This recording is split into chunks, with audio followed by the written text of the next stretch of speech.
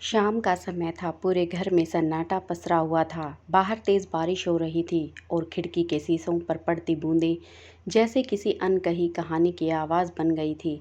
राघव अपनी माँ के कमरे में अकेला बैठा था। आज उसकी माँ को गुजरे हुए पूरे 13 दिन हो चुके थे। 13वीं की सारी रस्में पूरी हो चुकी थी। रिश्तेदार अपने अपने घर लौट चुके थे। घर में अब वही लोग बचे थे जिनके साथ माँ की पूरी जिंदगी बीती थी। राघव की नज़र अचानक कमरे के कोने में रखे एक पुराने लकड़ी के संदूक पर पड़ी। वही संदूक जिसे माँ हमेशा ताला लगा कर रखती थी। बचपन में राघव और उसकी छोटी बहन नेहा कई बार माँ से पूछा था, माँ इस संदूक में ऐसा क्या है जो आप हमें देखने ही नहीं देती। माँ हमेशा मुस्कुरा कर कहती थी, जब सही समय आएगा तब खुद पता चल जाएगा। राघव ने कभी नहीं सोचा था कि वह सही समय माँ के जाने के बाद आएगा। उसने कांपते हाथों से संदूक का ताला खोला। ऊपर कुछ पुरानी साड़ियाँ थीं। उनके नीचे एक कपड़े में लिपटी डायरी थी। डायरी के ऊपर लिखा था, मेरे बच्चों के लिए, जब मैं उनके साथ न रहूं। राघव की आंखें भर आईं। उसने डायरी खोली। पहले पन्ने पर लिखा था, मेरे राघव और मेरी नेहा, अगर तुम दोनों यह डायरी पढ़ रहे हो तो शायद मैं तुम्हारे पास नहीं हूँ, लेकिन मेरे बच्चों, इस डायरी में मेरी ज़िंदगी का वह सच है जिसे मैंने तुमसे हमेशा छिपाया। राघव का दिल तेजी से धड़कने लगा। आखिर ऐसा कौन सा राज था जिसे माँ ने पूरी ज़िंदगी छिपा कर रखा। वह परिवार जो कभी बहुत खुश था। करीब 25 साल पहले राघव का परिवार एक छोटे से शहर में रहता था। घर बड़ा नहीं था लेकिन उसमें प्यार बहुत था। पिता सुरेश एक छोटी सी दुकान चलाते थे और माँ सरला घर संभालती थी। उनके 2 बच्चे थे, राघव और नेहा। राघव बड़ा था और नेहा उससे 4 साल छोटी। दोनों भाई बहन हर समय साथ रहते, कभी लड़ते कभी रूठते और कुछ ही देर बाद फिर साथ खेलने लगते। सरला अक्सर दोनों को देखकर मुस्कुराती और कहती, मेरे बच्चों में चाहे कितनी भी लड़ाई हो जाए लेकिन एक दूसरे का साथ कभी मत छोड़ना। राघव हंसकर कहता, माँ मैं नेहा को कभी अकेला नहीं छोड़ूंगा। और नेहा तुरंत बोलती, और मैं भैया को भी नहीं छोड़ूंगी। लेकिन ज़िंदगी हमेशा एक जैसी नहीं रहती। एक दिन सुरेश दुकान से लौटते समय अचानक बीमार पड़ गए। जांच हुई तो पता चला कि उनके दिल की गंभीर बीमारी है और इलाज के लिए बहुत पैसे चाहिए। घर की जमा पूंजी इलाज में चली गई। दुकान भी कुछ समय के लिए बंद करनी पड़ी। सरला ने बिना किसी शिकायत के घर संभालना शुरू कर दिया। वह सुबह घर का काम करती और दोपहर में पड़ोस की महिलाओं के कपड़े सिलती। रात को सबके सो जाने के बाद भी उनकी सिलाई मशीन चलती रहती। राघव कई बार रात में उठकर माँ को काम करते देखता। वह कहता, माँ सो जाओ, सुबह फिर काम करना। सरला मुस्कुरा कर कहती, तुम बस पढ़ाई करो, मेरी नींद तुम्हारी सफलता से पूरी हो जाएगी। राघव को माँ की बात समझ नहीं आती थी लेकिन वह पढ़ता रहा। एक फैसला जिसने सब बदल दिया। कुछ साल बाद राघव को शहर के एक अच्छे कॉलेज में दाखिला मिल गया। फीस बहुत ज़्यादा थी। राघव ने पिता से कहा, पापा मैं कोई छोटा मोटा काम कर लूँगा, आप फीस मत भरना।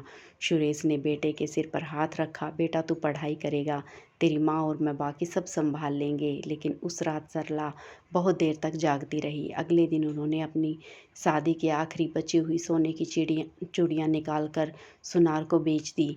नेहा ने यह सब देख लिया। उसने पूछा, माँ आपकी चूड़ियाँ कहाँ गई। सरला ने मुस्कुराकर कहा, पुरानी हो गई थी बेटा। नेहा ने मासूमियत से पूछा, तो नई कब लाओगी।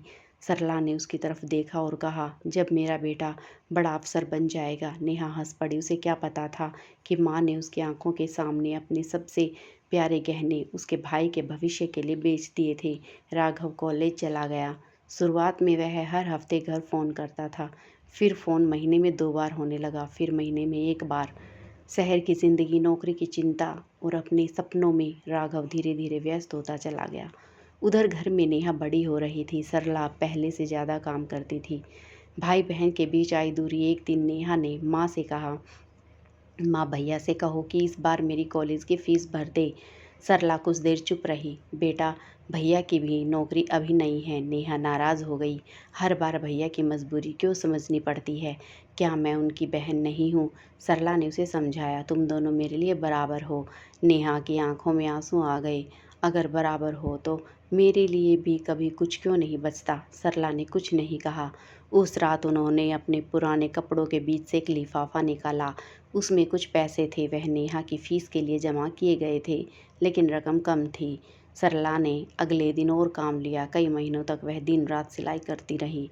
आखिर नेहा की फीस भर गई। नेहा को लगा कि माँ ने किसी तरह पैसे जुटा लिए। उसे नहीं पता था कि उन दिनों माँ ने खुद कई बार खाना छोड़ दिया था। समय बीतता गया। राघव की नौकरी लग गई। उसकी शादी एक अच्छे परिवार की लड़की पूजा से हुई। शादी के बाद राघव शहर में रहने लगा। शुरुआत में पूजा भी सरला का बहुत सम्मान करती थी, लेकिन धीरे धीरे घर की जिम्मेदारियों और खर्चों को लेकर तनाव बढ़ने लगा। एक दिन पूजा ने राघव से कहा, हमें अपनी ज़िंदगी भी देखनी चाहिए। हर महीने घर पैसे भेजना हमारे लिए आसान नहीं है। राघव चुप रहा। उसने माँ से फ़ोन पर कहा, माँ इस महीने पैसे थोड़े कम भेज पाऊँगा।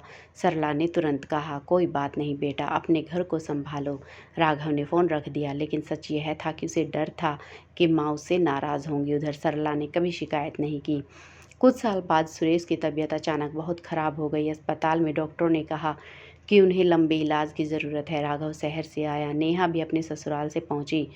तीनों बच्चे पहली बार लंबे समय के बाद एक साथ बैठे थे। सुरेश ने कमज़ोर आवाज़ में कहा, सरला, बच्चों को हमेशा साथ रखना। सरला ने उनकी तरफ देखा। आप ऐसा क्यों कह रहे हैं? सुरेश मुस्कुराए, क्योंकि ज़िंदगी में पैसा कम हो जाए तो इंसान फिर कमा सकता है, लेकिन अगर अपने लोग दूर हो जाएं तो बहुत कुछ खो जाता है। कुछ ही दिनों बाद सुरेश दुनिया छोड़कर चले गए। घर में जैसे सब कुछ शांत हो गया। सरला अब अकेली थी। पिता के जाने के बाद घर की संपत्ति को लेकर रिश्तेदारों ने बातें शुरू कर दी। किसी ने राघव से कहा, देखो माँ के पास घर है, आगे चलकर सब कुछ तुम्हारे और नेहा के बीच बटेगा। राघव ने कहा, मुझे माँ की संपत्ति नहीं चाहिए, लेकिन पूजा के मन में चिंता थी। अगर सब कुछ नेहा को दे दिया तो? राघव ने कहा, ऐसा नहीं होगा। धीरे धीरे छोटी छोटी बातों ने बड़ा रूप ले लिया। एक दिन राघव ने माँ से कहा, माँ आप चाहे तो घर बेचकर हमारे साथ शहर चल सकती हैं। सरला ने मुस्कुरा कर कहा, नहीं बेटा, यह घर तुम्हारे पिता की आखिरी निशानी है। राघव को लगा कि माँ शायद संपत्ति छोड़ना नहीं चाहती। उधर नेहा को लगा कि राघव माँ के घर पर नज़र रख रहा है। दोनों भाई बहन के बीच पहली बार गंभीर झगड़ा हुआ। नेहा ने गुस्से में कहा, भैया आपको सिर्फ घर दिखाई देता है, माँ नहीं। राघव को यह बात बहुत बुरी लगी। उसने कहा, तुम्हें लगता है मैं माँ का बुरा चाहता हूँ? नेहा बोली, तो फिर माँ को अपने साथ क्यों नहीं रखते? दोनों अलग हो गए। सरला बीच में खड़ी सब सुनती रही। उनकी आंखों में आंसू थे, लेकिन उन्होंने कुछ नहीं कहा। कुछ साल बाद सरला बहुत कमज़ोर हो गई। राघव अपने काम में व्यस्त था, नेहा भी अपने परिवार में। दोनों माँ से फ़ोन पर बात तो करते, लेकिन पहले जैसी बातें नहीं होती थी। एक दिन सरला ने दोनों को फ़ोन करके कहा, मुझे तुम दोनों से ज़रूरी बात करनी है। इस रविवार घर आ जाना। रविवार को राघव और नेहा दोनों घर पहुँचे। सरला बहुत कमज़ोर थी। उन्होंने दोनों को अपने पास बैठाया। मेरे बच्चों, मैंने पूरी ज़िंदगी तुम लोगों के लिए जी है। अब मैं तुमसे सिर्फ एक वादा चाहती हूँ। राघव की आंखें भर आईं। क्या माँ? सरला बोली, एक दूसरे का साथ कभी मत छोड़ना। नेहा रोते हुए बोली, माँ ऐसी बातें मत करो। सरला मुस्कुराई, ज़िंदगी किसी के लिए नहीं रुकती बेटा। उस रात दोनों को अपने पुराने संदूक की तरफ इशारा किया। इसमें तुम दोनों के लिए कुछ रखा है, लेकिन इसे मेरे जाने के बाद ही खोलना। राघव ने उनका हाथ पकड़ लिया। माँ आप कहीं नहीं जाएंगी। सरला ने उसके सिर पर हाथ रखा। माँ कहीं नहीं जाती बेटा, बस दिखाई देना बंद हो जाती है। और अब 13वीं के बाद वही संदूक राघव के सामने था। राघव डायरी पढ़ रहा था। पहले पन्ने पर लिखा था, राघव जब तुम कॉलेज गए थे तब तुम्हारी फीस के लिए मैंने अपनी चूड़ियाँ बेची थी। राघव की आंखों से आंसू गिरने लगे।